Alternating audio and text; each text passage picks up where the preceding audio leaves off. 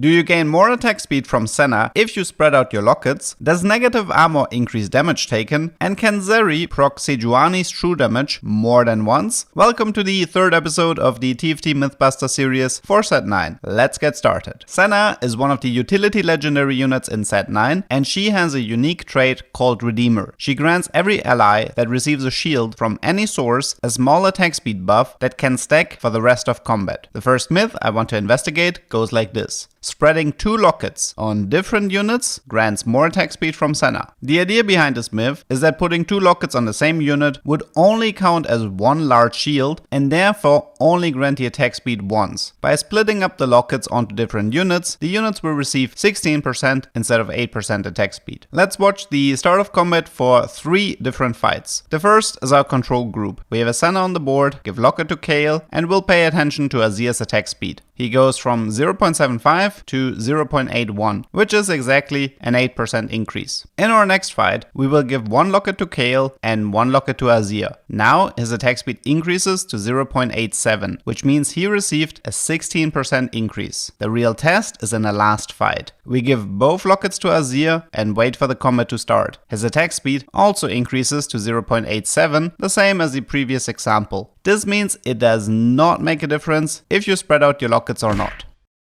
For our next myth, we have to take a closer look at Samira. She has a unique ability that allows her to reduce the enemy armor by a flat amount. This means she's also capable of reducing the enemy armor below 0. The myth we want to investigate goes like this. Units with negative armor take increased damage. This is a pretty interesting topic. We haven't seen a lot of Samira 3-star strategies so far, but she will receive a significant mana buff in the next patch. So there might be some strategies with items like Mana Zane that could become interesting depending on the outcome of this myth. Finding a good fight to clearly spot the difference was harder than I expected, because units with negative armor don't tend to live for very long. In this fight, we can see that the enemy Kled has a negative 14 armor and he takes 108 damage from Samira's ability. In her next rotation, Kled has negative 41 armor and now receives 124 damage. Other fights paint the same picture. The damage this Cho'Gath receives goes from 128 to 157. So negative defensive values will in fact cause the unit to take more damage.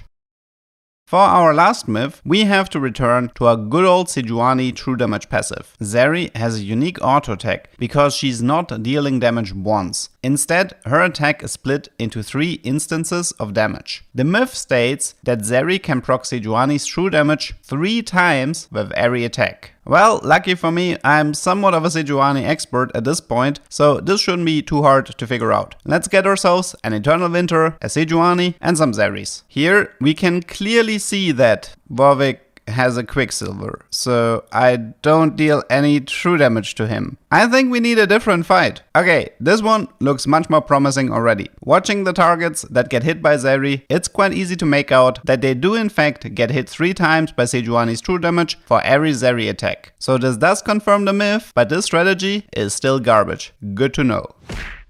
3 more myths down and many more to go. Does anyone have any idea how to test a myth why I'm always low rolling my units? Would love to hear any suggestions in the comments. I hope you learned something and see you next time. No. Sej.